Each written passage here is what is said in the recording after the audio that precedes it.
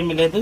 అయితే ఇప్పుడు ఈ ఉత్తర వాయువులో మెట్లు ఉన్నాయని అనుకుంటున్నారు. కాకపోతే మనం కంపాస్తో చెక్ చేసినప్పుడు 360 డిగ్రీలు 0 డిగ్రీస్లో మెట్లు అనేవి, అంటే కుబేర స్థానంలో మెట్లు అనేవి రావడం జరిగింది.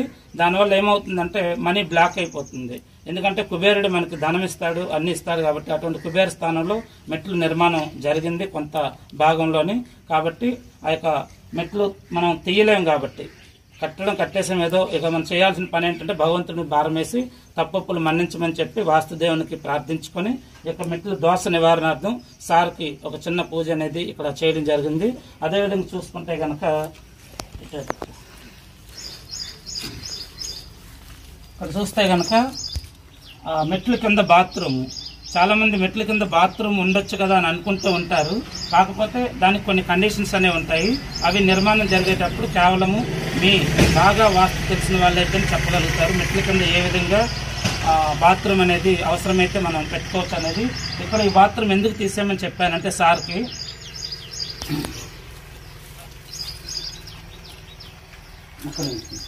ఇప్పుడు ఇది ఉత్తర వాయువు గోడ అండి. ఈ గోడకి యొక్క బాత్రూమ్ గోడ టచ్ అవ్వడం వల్ల ఇక్కడ వాయువు పెరిగిన దోషం ఏర్పడింది. దానివల్ల కూడాను ఫైనాన్షియల్ గా స్ట్రగుల్ గా ఏర్పడతారు. రాను ఈ యొక్క ఉత్తర వాయువు దోషం ఉంటే ఏమవుతుందంటే కొన్ని సందర్భాల్లో వారికి తెలియకుండా కొన్ని గొడవల్లో ఇరుక్కోవడం లేదా కోర్టు కేసులు ఎదుర్కోవడం ఇలాంటి సమస్యలు కొన్ని వచ్చే అవకాశం ఉంటుంది. ఫైనాన్షియల్గా కూడా స్ట్రగుల్ అయ్యే అవకాశం ఉంటుంది. కాబట్టి వారికి నేను ఇక్కడ మెట్ల కింద టాయిలెట్ అవసరం లేదు తీసామని చెప్పాను.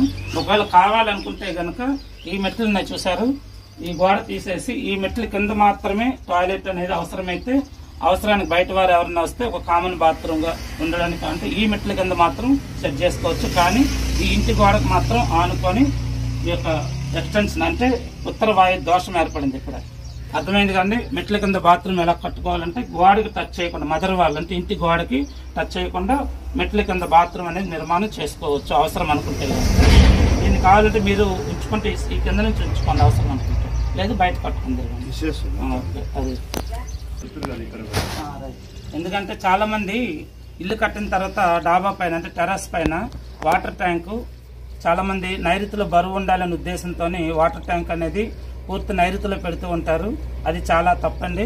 ఎందుకంటే అక్కడ నిరుతి అనే రాక్షసుడు ఉంటాడు. వాస్తు అంటే మీకు నమ్మకం ఉంటే కనుక మనకున్నటువంటి 45 మంది దేవతల్లో ఆ నైరుతిలోని నిరుతి అనే రాక్షసుడు ఉంటాడు. అతని పైన నీళ్ళు అనేవి పడకూడదు. మనం అక్కడ బరువు ఉంటుందేమో భ్రమలో ఉండి వాటర్ ట్యాంక్ చాలా మంది 100కి 99% చేసే తప్పు నైరుతిలో వాటర్ ట్యాంక్ పెట్టడం చాలా దోషం. అలా కాకుండా వాటర్ ట్యాంక్ అనేది ఇంటికి పడమర మధ్యస్థానంలో డిగ్రీస్తో చూసుకోండి. వర్ణస్థానం అని